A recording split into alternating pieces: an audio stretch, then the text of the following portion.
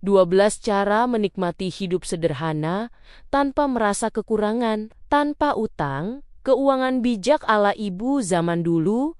Sebelum lanjut, pastikan klik tombol subscribe, share, dan like dulu ya, supaya channel ini bisa bermanfaat buat lebih banyak teman-teman.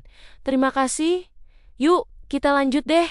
Apa kabar ibu semua? Moga sehat-sehat terus ya. Apa kabar ibu-ibu cantik yang mungkin pagi ini lagi pusing lihat tagihan paylater atau lihat postingan teman yang baru beli tas baru, padahal tabungan kita cuma cukup buat beli seblak satu porsi saja. Zaman sekarang itu godaannya luar biasa besar. Apalagi kalau sudah buka media sosial, rasanya kok hidup orang lain lebih mengkilap dibanding panci di dapur kita sendiri.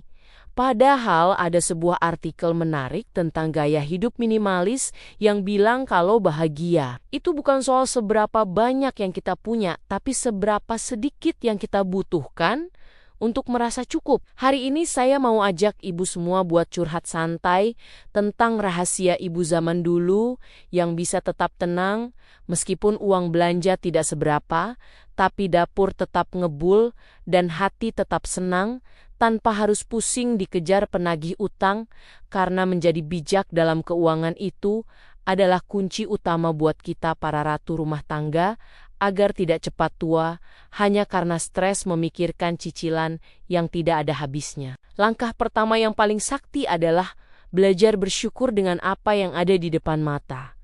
Karena kalau kita terus menatap rumput tetangga, ya lama-lama leher kita bisa pegal sendiri dan hati jadi pahit. Ibu harus mulai bisa membedakan mana kebutuhan yang memang mendesak dan mana keinginan yang cuma lapar mata saja. Contohnya kalau daster udah robek di ketiak, itu namanya kebutuhan mendesak. Tapi kalau beli daster baru cuma gara-gara motifnya lucu, padahal di lemari masih ada 10. Itu namanya hobi menumpuk dosa keuangan. Kita seringkali merasa kurang karena kita terlalu banyak melihat apa yang belum kita miliki daripada menikmati apa yang sudah ada di dalam genggaman kita saat ini. Rahasia ketiga yang paling penting adalah hindari yang namanya utang atau cicilan. Apalagi kalau cuma buat gaya-gayaan, karena tidur pulas di atas kasur lama jauh lebih nikmat daripada tidur di kasur empuk, tapi tiap pagi jantung mau copot dengar suara motor penagih di depan pagar. Keempat, mari kita balik lagi ke kebiasaan masak sendiri di rumah. Karena percaya atau tidak, uang 50.000 kalau dipakai, jajan di luar cuma jadi 2 porsi ayam goreng. Tapi kalau ibu belanja ke pasar bisa jadi menu makan satu keluarga dari pagi sampai malam, plus camilan pisang goreng yang hangat. Memasak sendiri bukan cuma soal hemat, tapi juga soal kasih sayang yang ibu bumbukan ke dalam masakan untuk suami dan anak-anak tercinta. Poin kelima adalah utamakan kualitas daripada kuantitas. Jadi lebih baik ibu beli satu panci yang harganya agak mahal sedikit tapi awet sampai 7 turunan, daripada beli yang murah tapi sekali kena api, langsung gosong dan meliuk seperti penari balet. Keenam, jangan gengsi buat memanfaatkan barang lama atau melakukan kreasi ulang, seperti botol bekas selai yang bisa jadi tempat bumbu estetik di dapur.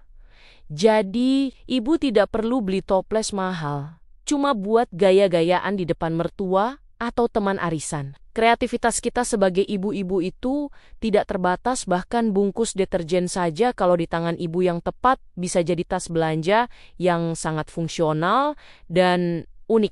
Cara ketujuh adalah dengan mengatur uang secara fisik atau pakai sistem amplop seperti yang dilakukan nenek kita dulu.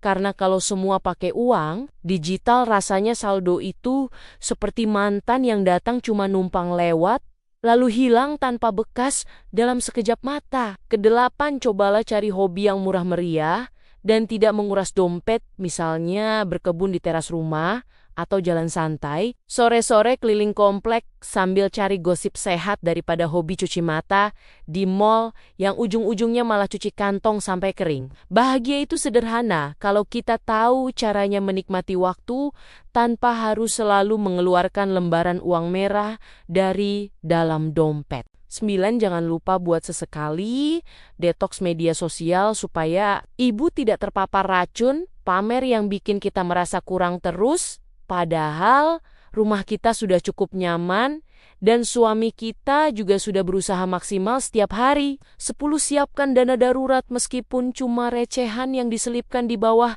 taplak meja atau di dalam kaleng biskuit yang isinya rengginang, karena kita tidak pernah tahu kapan genteng tiba-tiba bocor atau anak minta jajan tambahan yang tidak masuk akal. Memiliki dana cadangan akan membuat mental kita lebih tenang saat menghadapi badai ekonomi yang datang secara tiba-tiba tanpa pemberitahuan sebelumnya. 11. Ajarkan anak-anak kita untuk hidup sederhana sejak dini, agar mereka tidak jadi generasi yang cuma tahu minta tanpa tahu susahnya. Cari uang dan biarkan mereka belajar kalau kebahagiaan itu ada pada kebersamaan, bukan pada merek sepatu yang mereka pakai. Terakhir, yang ke-12 adalah kuatkan hubungan spiritual dan jangan lupa sedekah.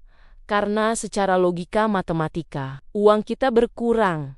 Tapi secara logika, langit sedekah itulah yang membuat rezeki kita terasa cukup dan selalu berkah setiap harinya. Dengan memberi, kita justru sedang membuka pintu-pintu rezeki lain yang tidak pernah kita duga sebelumnya dari arah yang tidak disangka-sangka pula. Jadi, ibu-ibu sekalian, hidup sederhana itu sebenarnya bukan berarti kita miskin atau pelit, tapi itu adalah bentuk kecerdasan kita dalam mengelola apa yang Tuhan titipkan supaya tidak habis hanya untuk mengejar penilaian orang lain yang tidak ada habisnya. Kadang kita nih terlalu sibuk ingin terlihat kaya sampai lupa caranya menikmati kekayaan yang sesungguhnya, yaitu kedamaian hati dan keluarga yang harmonis tanpa bayang-bayang bunga pinjaman yang mencekik leher setiap bulan. Mari kita mulai berdamai dengan keadaan dan mulai bangga dengan hidup sederhana ala ibu zaman dulu yang penuh wibawa dan ketenangan, meskipun hanya makan dengan sambal dan kerupuk saja. Saya yakin ibu semua pasti bisa melewati masa sulit ini dengan senyuman dan kreativitas yang luar biasa, karena seorang ibu adalah menteri keuangan terbaik yang pernah ada di dunia ini. Jangan pernah merasa rendah diri hanya karena tidak bisa mengikuti tren yang sedang viral di internet, karena tren itu sifatnya sementara. Sedangkan kedamaian finansial itu selamanya. Tetap semangat mengelola keuangan dengan bijak dan jangan lupa untuk sesekali memuji diri sendiri. Karena sudah berhasil bertahan dan berjuang demi kebahagiaan keluarga kecil ibu di rumah. Semoga tips sederhana ini bermanfaat untuk kita semua dan membuat hidup kita jauh lebih tenang tanpa drama keuangan yang melelahkan jiwa dan raga. Bagaimana menurut ibu, apakah ada poin yang paling sulit untuk dilakukan? Atau justru ibu punya tips rahasia lain yang lebih ampuh dari ibu zaman dulu? Tuliskan di kolom komentar ya, supaya kita bisa saling berbagi ilmu dan saling menguatkan sebagai sesama pejuang dapur yang luar biasa hebat. Kalau ibu merasa video ini bermanfaat, jangan lupa bagikan ke teman-teman arisan atau grup keluarga supaya makin banyak ibu-ibu yang bisa tidur nyenyak tanpa bayang-bayang utang. Sampai jumpa di obrolan seru berikutnya, dan mari kita mulai hidup sederhana dengan hati yang selalu lapang dan penuh rasa syukur. Demikian, terima kasih sudah mendengarkan ceritaku kali ini. Sampai ketemu lagi di cerita-cerita berikutnya. Tetap semangat ya ibu-ibu.